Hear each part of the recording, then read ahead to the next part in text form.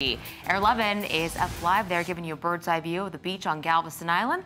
Tropical Storm Cindy still offshore, but we're all keeping a close eye on where she goes.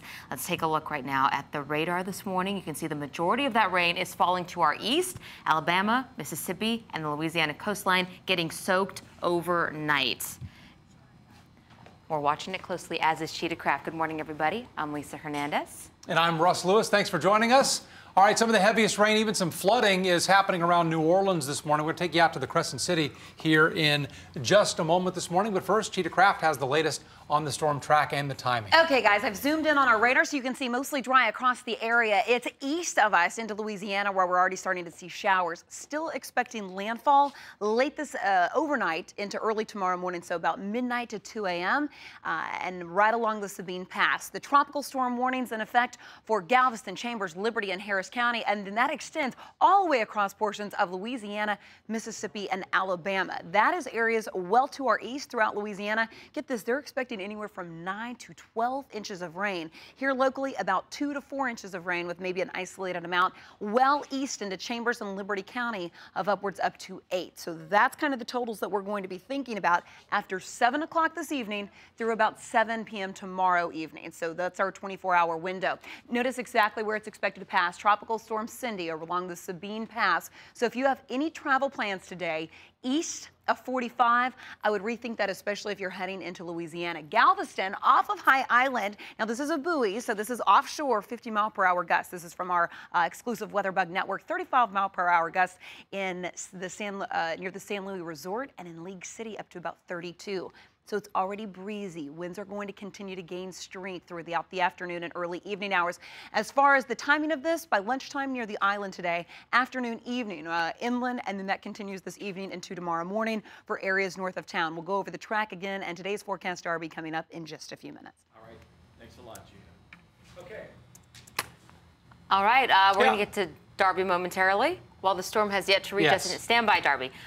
It has yet to reach us here in Houston. New Orleans and other parts of the Gulf Coast are already getting hit. Yeah, before we get to Darby, we're going to go to CBS News correspondent David Begnaud. I want to keep him waiting. He's in New Orleans for us this morning. So we've looked at that radar, and boy, it looks like it's pretty active where you are, David.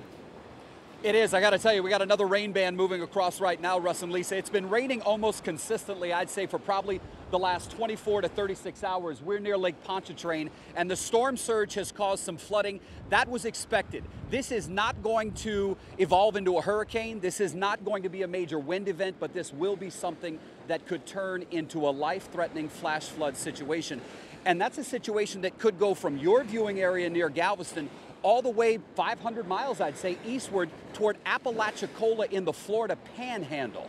The National Weather Service did something they've never done before. They actually issued a tropical storm warning a day before some of these rain bands started moving on shore. That's never happened before. So why did they do it? They did it because they wanted to give the local government, even the media, a chance to start warning people even earlier. They say it worked, and they plan to do it again. Coming up on CBS this morning, you'll hear more from the Weather Service on new tools that they have that are allowing them to issue earlier warnings, but also to track this first tropical storm to hit the U.S. mainland, or expected to hit the U.S. mainland for this hurricane season. We'll have that coming up on CBS this morning. Russ and Lisa, back to you. Yeah, that sounds interesting. Looking forward to seeing that here coming up in about a half hour. David Begnaud live from New Orleans. Thank you, David. All right, let's get to Darby now for a check of traffic. And traffic, for the most part, because the storm has not made it to shore here in the Houston area, it's just going to be breezy out there, and you're going to have the usual delays. Now, if you're traveling back and forth between Houston and Beaumont, heading into the New Orleans area, traffic, for the most part, is pretty quiet out there. I'm not seeing any big problems on the roadways all the way to New Orleans. So if you have to get out and travel, use extreme caution. It's going to be breezy out there. But I-10 from Houston all the way to New Orleans, or at least to Baton Rouge, till you take 10 on down to New Orleans, looking pretty good at this point in time, guys. All right, Darby, thank you very much. Let's take you live to Air 11 this morning, giving us a look at Galveston right now. So far, no mandatory evacuations there, but the island is definitely getting ready. Overnight, Galveston really ramped up its defense against Cindy. Our Melissa Correa is live in Galveston with a look at all the work done while you were sleeping. Hey, Mel. Hey there, Lisa. Yeah, crews were busy overnight, well before these winds started pushing in. In fact, you can still see some of those orange flashing work truck lights out there along the seawall. Overnight, Galveston crews have picked up everything from porta potties, trash cans, and pushed in nearly 3 dozen lifeguard stands. All of this in an effort to prepare for the tropical storm that's set to arrive sometime tonight. The city also said that it fueled up all of its first responder vehicles, from fire trucks to police vehicles, and all high water rescue equipment is on standby. This morning, crews are now going to be tackling storm drains to make sure whatever water moves through quickly rushes out of the streets. The city also said that it's going to meet with the National Weather Service, kind of review where Tropical Storm Cindy is, and make a decision later this morning if they need to put any other resources on standby. Talk about Boulevard Peninsula. They're having voluntary evacuations at this point. Nothing like that in Galveston, no shelters set up. But I got to tell you guys, as we come back out live, people are really taking advantage of this weather and these strong waves. We've got an entire family out here fishing, and this is what we've seen since about 4 this morning or so. You want to get it while it's hot before those strong winds and the rain push in later today. Russ, Lisa. At least you have some friends out there, Mel, keeping you company. All right.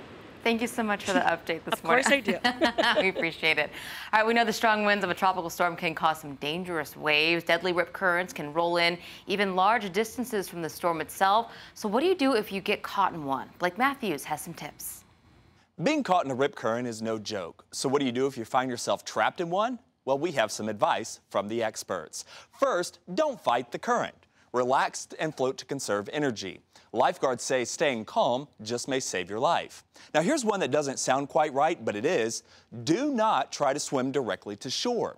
Swim parallel to the shoreline until you can escape the current, and be sure to swim at an angle away from the current towards shore. Stop and float, of course, if you need to rest. Russ and Lisa, back to you. All right, thank you. While it's too early to know exactly where Cindy will hit, it is always best to be prepared. Doug Deloney's at the watch desk with all the information you need to know for the storm. Actually, he's in studio with us right now. Doug, what do we need to know this hurricane season? That's right. Earlier, I was telling you about those shelves at the grocery store. Here's my tweet from last night. This was the Kroger grocery store, actually, on Buffalo Speedway. I went in there, and I couldn't believe it. All the water, the gallon-sized water, mostly sold out at that time. They still had some individual bottle for sale. The basic disaster supply kit for hurricane season is as such from ready.gov. The federal government says they recommend 1 gallon of water per person per day, a 3-day supply of non-perishable food, a flashlight, radio, batteries, of course. You want a first aid kit, and maybe even perhaps a whistle to signal for help. You'll also want to check out harris.org or readyharris.org. They have this interactive evacuation map. I'm going to zoom in here. You can see it's color coordinated with these zip zones, zone A, B, C, the coastal zones. You can type in your zip code. You can zoom in. Local authorities providing more specific information for our community, including those evacuation routes. So, for instance, if you were to be evacuating from Galveston Island, it has these routes in red. That's I-45, the Causeway, and then you would take Highway 146, Highway 6 in Bayou Vista, or you could take Highway 146 to get outside of there in an orderly fashion. And that's the whole idea behind these zones, guys, is that you can evacuate in an orderly fashion with everyone going according to plan. But it really kind of puts it in perspective when I saw that water sold out at Kroger last night. People are getting prepared, and that kind of put it in reality for me. Yeah. Did you buy snacks as well? I did, Doritos. I was going to say, do you keep it healthy or do you splurge? I had a second follow-up tweet. I said, I'm ready. I had a ton of water in my shopping cart and a bag of Doritos. That's what I had. See, after all those chips, you get thirsty. I get it. Exactly. Sure. Yeah. Just in case. Thanks, Let's send it over to meteorologist Cheetah Kraft right now, tracking this storm and its potential impact. So, Cheetah, what are you seeing right now? Okay, let's talk about the timing. So the worst of it should arrive late this evening. I'm talking after about 7, 8 o'clock this evening through tomorrow. We're still expecting landfall around midnight to about 2 a.m. As far as our local threats, I think the strongest threat will be how much rain we receive. On average, probably 2 to 4 inches of rain. That means east of town, I think isolated amounts more than that. And then of west of 45, probably amounts lower than that. So that's kind of the average of what I'm expecting. Today's forecast, upper 70s as you head out the door. We are dry now. Rain chances will increase, so about a 30 to a 40% chance as you head into your 4 or 5 o'clock hour this afternoon, evening, and then after about 7 o'clock this evening, that's when those rain chances will really start to ramp up. Overnight, once that makes landfall, I still think that we're going to see the heaviest downpours into early tomorrow morning. So, Darby, even though I'm not expecting a widespread massive flood event, there are going to be some areas tomorrow morning that we will be dealing with probably high water and isolated flooded spots. So we'll, of course, keep you right on track tomorrow morning. Just tune us in early in the morning before you leave the house, if you have to leave the house. Hey, when in doubt, I always say don't go out.